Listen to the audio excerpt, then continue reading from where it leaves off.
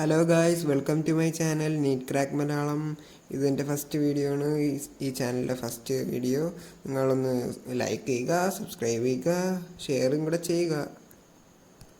നമ്മൾ ഈ വീഡിയോയിൽ ചർച്ച ചെയ്യുന്നത് ന്യൂക്ലിയസിനെ കുറിച്ചാണ്. ഞാൻ തുടങ്ങട്ടെ. സോ ആദ്യത്തെ ഇക്വേഷൻ നോട്ട് ചെയ്തോ ഗായ്സ്, ഞാൻ തുടങ്ങാൻ പോവുകയാണ്.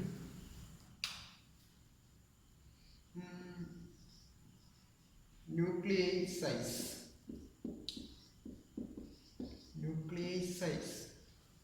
Okay, nuclear size is its volume. നമുക്കറിയാം ന്യൂക്ലിയസ് സ്പിയർ ആണ്. സ്പിയറിൻ്റെ volume is equal to 4/3 pi R cube proportional to its mass number. Okay, ഇതിൽ കോൺസ്റ്റൻസ് ഒക്കെ നമുക്ക് ഒഴിവാക്കണം, മാറിയിരിക്കാൻ പറയാം.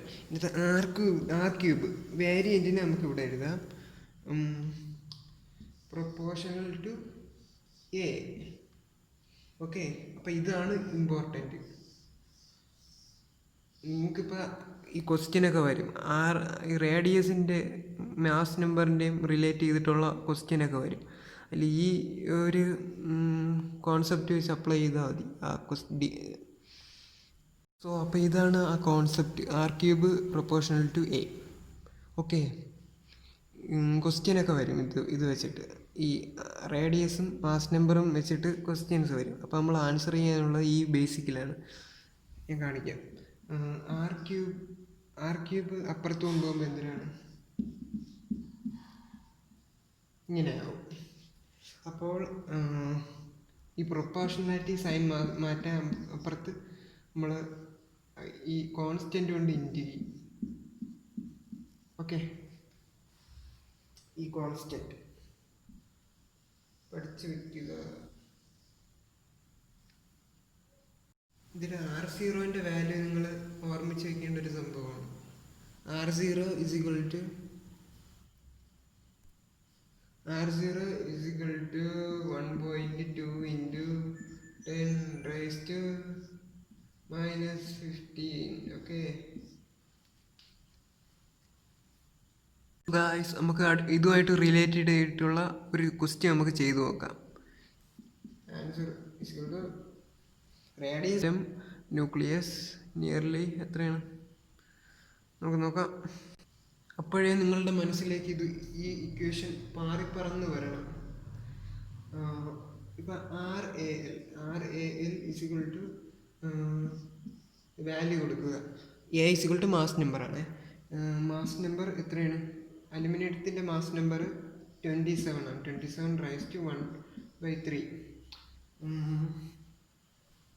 3ൻ്റെ ക്യൂബല്ലേ 27. അപ്പം ഇത് എത്രയാണ്? അപ്പം ഇവിടെ ഇത് 3 ആവും. ക്ലിയർ ആവുന്നുണ്ടോ? ഓക്കെ, അപ്പം 3R0 എന്ന് കിട്ടും. 3R0. അടുത്ത ഈ ആശാന്റെ റേഡിയസ് ആണ്. റേഡിയസ് ഓഫ് ടെല്ലൂറിയം R0 ഇത് കണക്ക് തന്നെ. അതിൻ്റെ മാസ് നമ്പർ എത്രയാണ്? 125. എന്തിൻ്റെ ക്യൂബാണ് 125? 5ൻ്റെ ക്യൂബല്ലേ 125. അപ്പോൾ നമുക്ക് ഇവിടെ എഴുതാം. Cube 5 R0. ക്ലിയർ ആവുന്നുണ്ടോ ഗായ്സ്? സോറി ഗായ്സ്, ആരും എന്നെ ചീത്ത വിളിക്കില്ല. ഓപ്ഷൻ തന്നേക്കും, ഓപ്ഷൻ നമുക്ക് എഴുതാം. സോ ഇവിടെ ചോദിച്ചേക്കുന്നത് RAL, അലുമിനിയത്തിൻ്റെ റേഡിയസിൻ്റെ എത്ര ഭാഗമാണ് ഈ ടെല്ലൂറിയത്തിൻ്റെ റേഡിയസ് എന്നാണ്. നമുക്കറിയാം ഇപ്പം RAL എന്ന് പറഞ്ഞത് 3R0. ഓക്കെ, അപ്പോൾ ടെല്ലൂറിയത്തിൻ്റെ മാസ് വരുമ്പോൾ 5 × 5/3 3 ആണ്. അലുമിനിയത്തിൻ്റെ മാസിൻ്റെ എത്രയിൽ ഭാഗം 5. നമ്മൾ ഇങ്ങനെ റേഷ്യോ ആയിട്ടാണ് എഴുതുന്നത്. അപ്പോൾ ഇതിൻ്റെ ഇത്രയും ഭാഗമാണ്.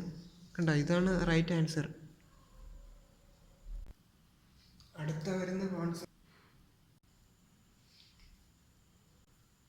സോ ഇവിടെ അറ്റോമിക് മാസ് ആണ് ഉദ്ദേശിക്കുന്നത്, മാസ് എന്ന് പറയുന്നത്.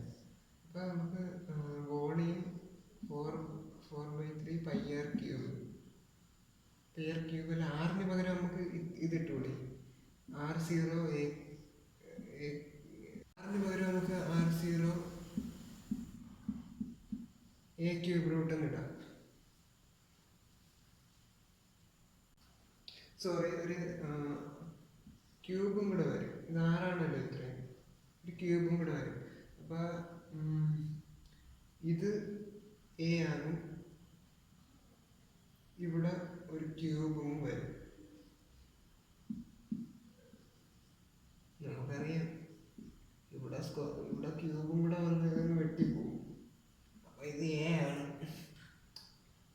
അപ്പോൾ എയും കൂടെ വെട്ടിപ്പോയി. ഇത് നമുക്ക് എന്തിനു മനസ്സിലാക്കാം? ഈ density not depend on atomic mass. Atomic mass എത്രയോ ആയിക്കോട്ടെ, ഡെൻസിറ്റി അത് ബാധിക്കില്ല. Not depend on mass number. Okay, density not depend on mass number. So അടുത്തതാണ് മാസ് ഡിഫക്റ്റ്. മാസ് ഡിഫക്റ്റ് എന്ന് വെച്ചാൽ, മാസ് ഡിഫക്റ്റ് റെപ്രസെൻ്റ് ചെയ്യുന്നത് ΔM ആണ്. അതൊരു എനർജി ഡിഫറൻസ് ആണ്. Mass difference between constituent particles in the nucleus and actual mass of the nucleus. ആ ന്യൂക്ലിയസിൽ പ്രോട്ടോണും ന്യൂട്രോണും കൊണ്ടാണ് നിർമ്മിച്ചിരിക്കുന്നത്. അത് തമ്മിലുള്ള അത് ടോട്ടൽ കൂട്ടുമ്പോൾ ഒരു മാസ്. പക്ഷേ അതുകൊണ്ടാണല്ലോ ന്യൂക്ലിയസ് ഉണ്ടായിരിക്കുന്നത്. ആ ന്യൂക്ലിയസ് എടുക്കുമ്പോൾ വേറൊരു മാസ്. അപ്പോൾ ഈ മാസ് ഡിഫറൻസ്, ഈ മാസ് എവിടെ പോയി? ആ ഡിഫറൻസാണ് ബൈൻഡിങ് എനർജി. അതിൻ്റെ ബൈൻഡിങ് എനർജി, അത് ചിലവാകുന്ന എനർജിയാണ് ലിബറേറ്റ് ചെയ്ത് പോകും. പ്രോട്ടോണിനെയും ന്യൂട്രോണിനെയും കൂടെ അടുപ്പിക്കുന്നത് ഈ ഒരു എനർജിയാണ്. ഈ ന്യൂക്ലിയോൺ എന്ന് പറയുന്നത് പ്രോട്ടോണിൻ്റെയും ന്യൂട്രോണിൻ്റെയും സമ്മാണ്. ന്യൂക്ലിയസ് ആണ് അത്. ബൈൻഡിങ് എനർജി പെർ ന്യൂക്ലിയോൺ ഓരോ ആറ്റത്തിലും വ്യത്യസ്തമായിരിക്കും. നമുക്കൊരു ഗ്രാഫ് ശ്രദ്ധിക്കാം, അതുവഴി എല്ലാം മനസ്സിലാകും. ഓരോ ആറ്റത്തിലും ആ ബൈൻഡിങ് എനർജീൻ്റെ ഓരോ ആറ്റത്തിലും binding energy, certain binding energy അതിന് അത്യാവശ്യമാണ്. ഇപ്പോൾ കാണാം, അറ്റോമിക് മാസ് നമ്പർ 50 to 150 വരെ കോൺസ്റ്റൻ്റ് ആയിട്ടുള്ള ബൈൻഡിങ് എനർജിയാണ്. പക്ഷേ ഏതാണ്ട് ഇവിടെയൊക്കെ നമുക്ക് വരില്ലോ. സോ ആ ആറ്റങ്ങൾ തമ്മിൽ കൂടിച്ചേർന്ന് ഒരു വലിയ ആറ്റമായി മാറും. എന്തിനാണ്? അതിന് സ്റ്റെബിലിറ്റി കിട്ടാൻ. ഇവിടെ സ്റ്റേബിളാണ്, ഇവരൊക്കെ സ്റ്റേബിളാണ്. പക്ഷേ കൂടിപ്പോവാനും പാടില്ല. അത് ഭയങ്കര ഡേഞ്ചറസ് ആണ്. അപ്പോൾ അവർ കൂടിപ്പോകുമ്പോൾ എന്ത് ചെയ്യും? വലിയ ആറ്റം ഇരിക്കും, അത് പൊട്ടി 2 ആറ്റമാവും. അപ്പോൾ ഇതൊന്ന് കുറേ എനർജി എമിറ്റ് ചെയ്യും. അതൊക്കെ നമ്മൾ വഴിയേ പഠിച്ച് വരും.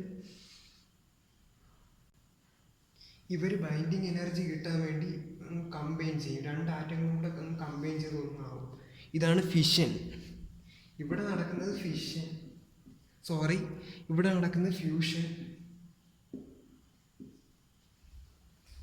ഇവിടെ ഫിഷൻ. നമ്മളെ ന്യൂക്ലിയർ റിയാക്ടറിലൊക്കെ ഇത് സംഭവിക്കുന്നതാണ്. ഭയങ്കര ട്രമൻഡസ് ആയിട്ടുള്ള എനർജിയാണ് പുറപ്പെടുവിക്കുന്നത്. അടുത്തതെന്ന് വെച്ചാൽ റേഡിയോ ആക്ടിവിറ്റിയാണ്. ഹൈ ബൈൻഡിങ് എനർജി ആറ്റംസ് പൊട്ടുകയും അത് ലൈറ്റർ ന്യൂക്ലിയസ് ഡിസെൻറ്റഗ്രേറ്റ് ചെയ്ത് ലൈറ്റർ ന്യൂക്ലിയസ് ആയി മാറുന്ന ഒരു ന്യൂക്ലിയർ ഫിനോമിനനാണ് റേഡിയോ ആക്ടിവിറ്റി. ഇത് റേഡിയോ ആക്ടിവേഷൻ ചെയ്യുന്നതെന്ന് വെച്ചാൽ അതിൻ്റെ ലക്ഷ്യം എന്ന് വെച്ചാൽ അതിന് സ്റ്റെബിലിറ്റി കിട്ടാനാണ്. ഹൈ എനർജി ആയതുകൊണ്ട് അത് സ്റ്റെബിലിറ്റി കിട്ടാനാണ്. ഇതേ കണക്ക് ലൈറ്റർ ന്യൂക്ലിയസ് കമ്പൈൻ ചെയ്ത് ഹെവിയർ ന്യൂക്ലിയസുമായി മാറും. അത് ഫ്യൂഷനാണ്. ഈ റേഡിയോ ആക്ടിവിറ്റിയിൽ തന്നെ 3 ടൈപ്പ് ഓഫ് പാർട്ടിക്കിൾസ് പുറപ്പെടുവിക്കുന്നുണ്ട്: ആൽഫ, ബീറ്റ ആൻഡ് ഗാമ. ബീറ്റയിൽ തന്നെ ബീറ്റ മൈനസ് ഉണ്ട്, ബീറ്റ പോസിറ്റീവ് ഉണ്ട്. നമുക്ക് പഠിക്കാം. ആൽഫ എന്ന് വെച്ചാൽ എമിഷൻ ഓഫ് എച്ച് ആറ്റം. അപ്പോൾ ഒരു ആൽഫ പാർട്ടിക്കിൾ എന്തായാലും നമുക്ക് പഠിക്കാം. അതുകൊണ്ട് ഇതൊരു ആറ്റമാണ്. അതിൻ്റെ ഉള്ളിൽ നിന്ന്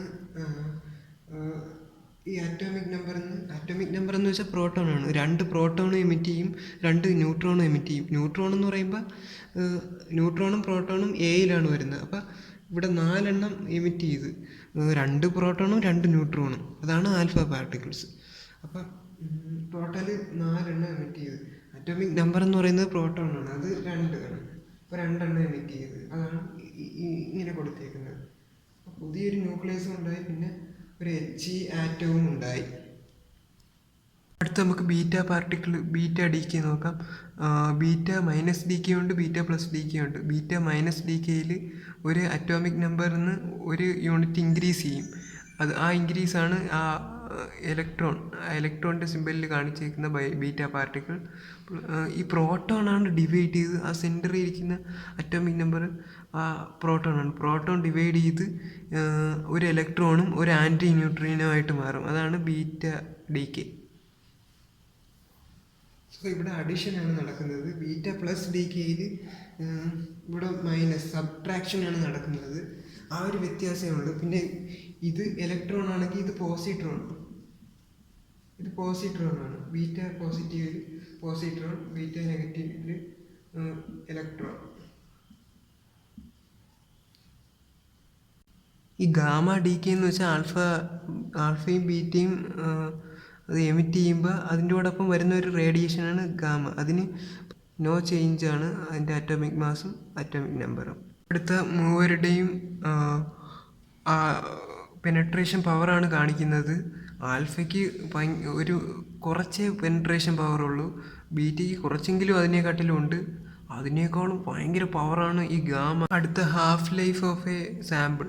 ഇപ്പോൾ നമുക്ക് ഒരു സാമ്പിൾ തന്നേക്കുക, ആ സാമ്പിൾ ഡീകേ ചെയ്ത് പകുതിയാകാൻ എടുക്കുന്ന സമയം, അതാണ് half life of the sample.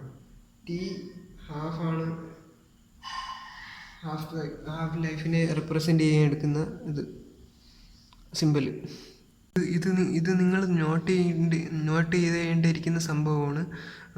നീറ്റിന് എപ്പോഴും ചോദിക്കുന്ന ഒരു ഇക്വേഷനാണ്. ഇത് അറിഞ്ഞിരുന്നാലേ അതിൻ്റെ ക്വസ്റ്റ്യൻ നമുക്ക് ചെയ്യാൻ പറ്റൂ. n/n0 = ½ raised to t/t². Okay, ഇതിൻ്റെ ക്വസ്റ്റ്യൻ ചെയ്യാം, അപ്പം നിങ്ങൾക്ക് ക്ലിയർ ആവും. ക്വസ്റ്റ്യൻ വന്നല്ലോ.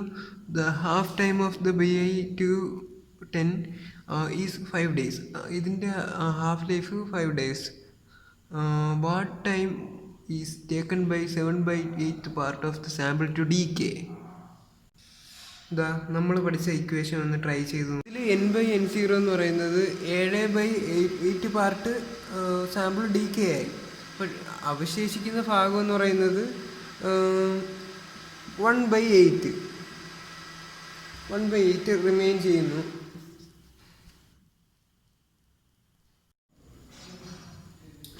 നമുക്ക് ചെയ്യാം. ഇതിനെ നമുക്ക് 2⁴ എന്ന് എഴുതാമല്ലോ. = 1/t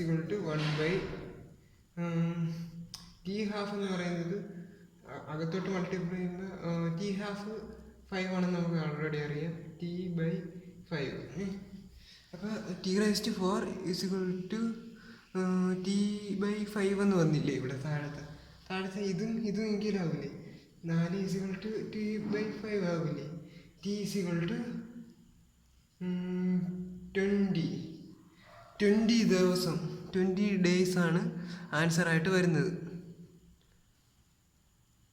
സോ ഇന്നത്തെ വീഡിയോ ഇത്രയേ ഉള്ളൂ. ഇനി ഇതിൻ്റെ ക്വസ്റ്റ്യൻസ് അടുത്തടുത്ത വീഡിയോസിലായിട്ട് നമ്മൾ ഇടുന്നതാണ്. So please like and subscribe.